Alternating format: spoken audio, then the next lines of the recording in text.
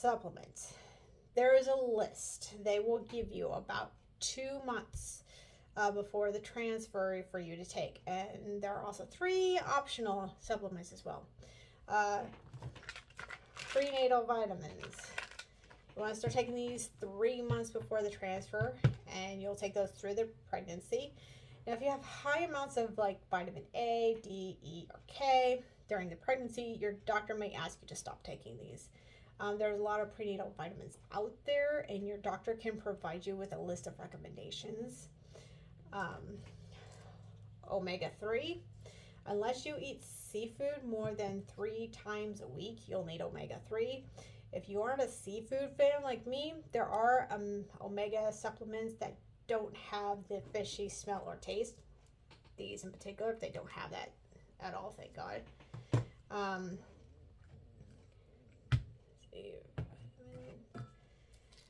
Vitamin D3. Studies have shown that 1,000 to 4,000 IUI doses of vitamin D have better outcomes for mom and baby. B complex. This is for the nervous system, brain function, and growth of red blood cells for you and baby. Methylfolate or L-methylfolate. This is something you get from food. Your body does not produce this on its own. Most women don't get enough of it through diet, which is why it's recommended. The lack of folate increases the risk of birth defects during pregnancy. Yes, there is folate in prenatal vitamins too, but sometimes it's not quite enough. You need a little extra both. I mean, there's only 1 milligram for each one, and now I take 2 of these a day. CoQ10 is important to take for egg retrievals, but does have some benefits for mom for FET and pregnancy in low doses, as it is an antioxidant that helps protect the cells and supports metabolic function. But if your levels of coenzyme are too high during pregnancy, you may be asked to stop taking it. Other options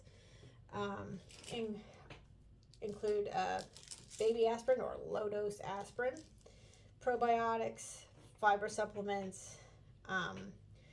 With taking a lot of medications and supplements, this can kind of throw your digestive tract off. So probiotics or fiber supplements can maybe kind of help with that. Check with your doctor first just to be sure if this is the right approach. So the low dose aspirin or the baby aspirin, lots of women swear that baby aspirin helped improve their chances for FET. There have only been 2 studies done on this.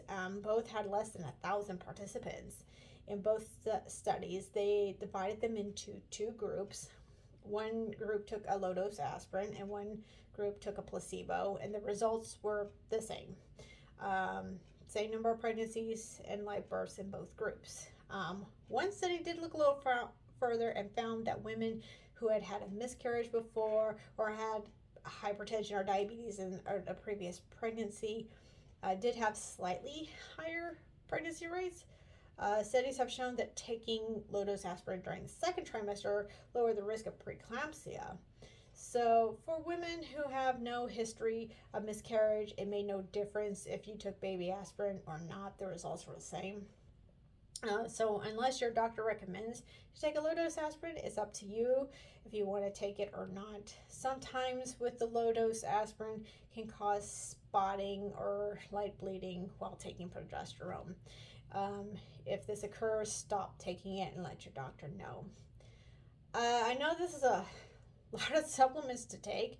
I don't take all of them all at once. I take my prescribed meds and prenatal vitamins in the morning. I take omega-3 and vitamin D3 before dinner, and I take the rest at bedtime. Is too many supplements harmful? It can be. During your baseline, your mid-cycle, and every time you have an ultrasound, you will also do a blood test to check your hormone and vitamin levels. If they notice one is elevated, they may ask you to reduce the dosage or stop taking it altogether. But they want to make sure, they will want you to start taking these prior to baseline. And then they will kind of go from there. That was a lot to cover. But if you have any questions, leave them in the comments below. And in the next video will be about FET and mental health.